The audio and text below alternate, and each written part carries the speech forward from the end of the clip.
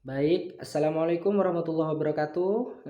Perkenalkan dulu, saya atas nama Anton, Prodi Agribisnis dengan NIM 2003401051051047. Di sini saya ingin membuat video atau mempresentasikan tentang perbandingan ideologi Pancasila dengan ideologi lain.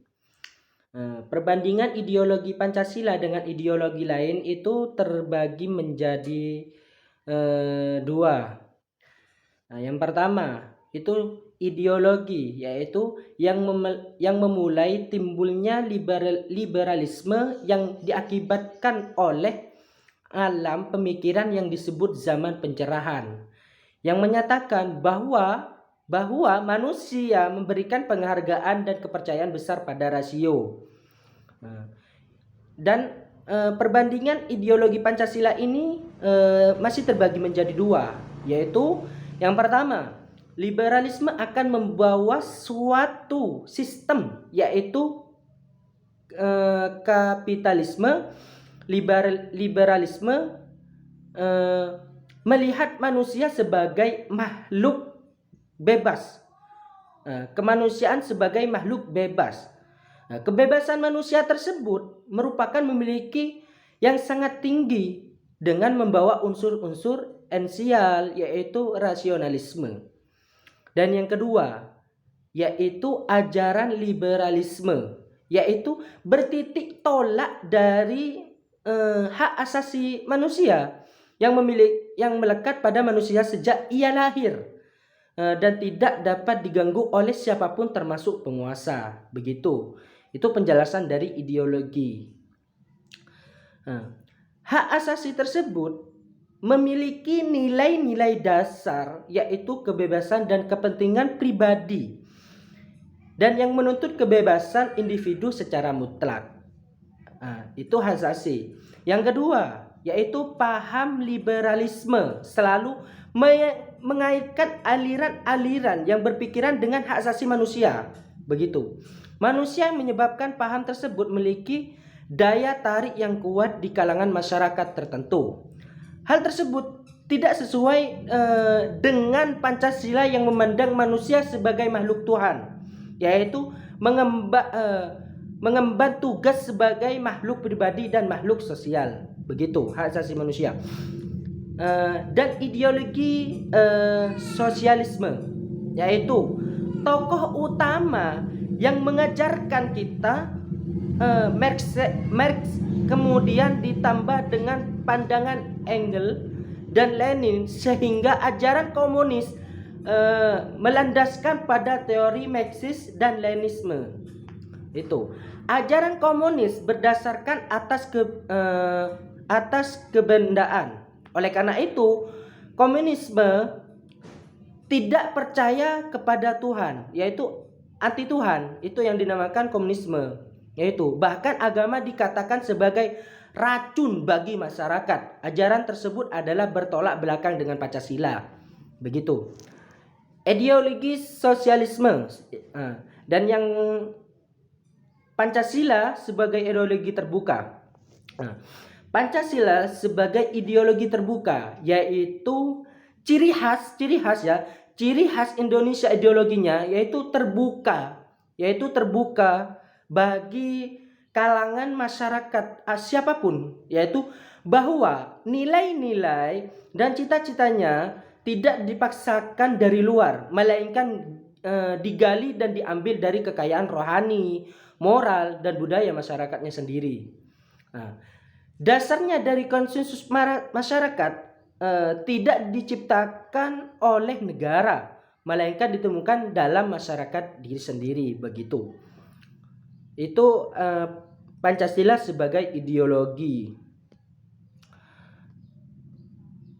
Pancasila sebagai ideologi yang terbuka, yaitu Pancasila berakar pada pandangan hidup bangsa dan falsafah bangsa, sehingga memenuhi masyarakat sebagai ideologi terbuka. Begitu.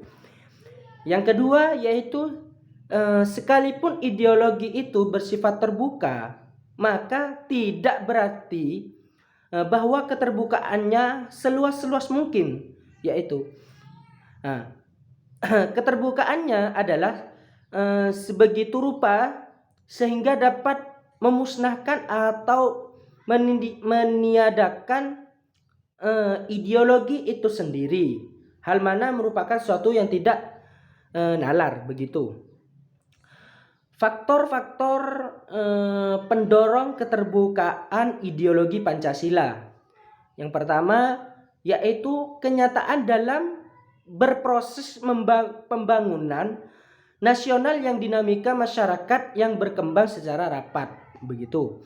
Yang kedua yaitu kenyataan menunjukkan bahwa bangkrutnya ideologi yang tertutup dan baku cenderung merupakan perkembangan dirinya begitu. Yang ketiga yaitu tekad untuk memperkokoh kesadaran akan nilai-nilai Pancasila yang bersifat abadi begitu. Sifat ideologi yang pertama yaitu dinamis realitas. Dinamis realitas ini nilai-nilai yang terkandung di dalamnya yaitu bersumber dari nilai-nilai real, yaitu yang hidup dalam bermasyarakat sehingga tertanam dan berakar di dalam masyarakat begitu. Terutama pada ideologi itu lahir sehingga mereka betul-betul merasakan dan menghayati bahwa nilai-nilai dasar itu adalah memiliki mereka bersama begitu. Dan begitulah nilai-nilai dasar ideologi itu tertanam dalam berakar di dalam masyarakat sendirinya begitu. Sifat ideologis yaitu terbagi menjadi dua, yaitu dimensi idealisme dan dimensi fleksibilitas begitu. Yang pertama yaitu dimensi idealisme, yaitu mengandung cita-cita yang ingin dicapai dalam sebagai bidang kehidupan begitu, yaitu kehidupan bermasyarakat, berbangsa dan bernegara.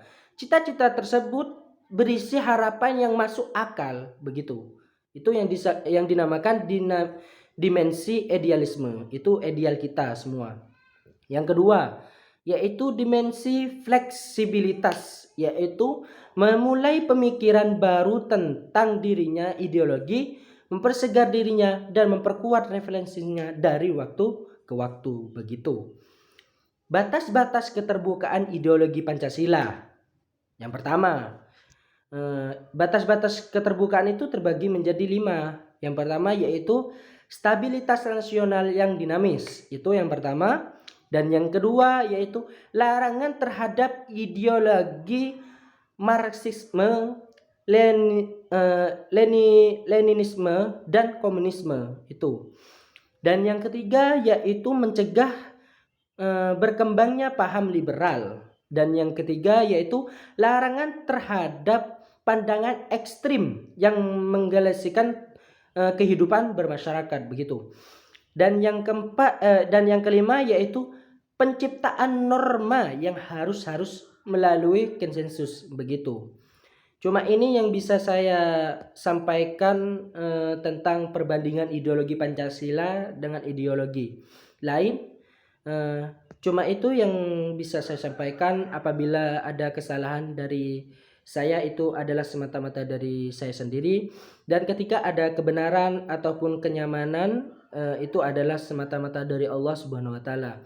Cuma ini yang bisa saya sampaikan. Apabila ada kekurangan ataupun kekhilafan perkataan dari saya atas nama Anton mohon maaf apabila ada kesalahan.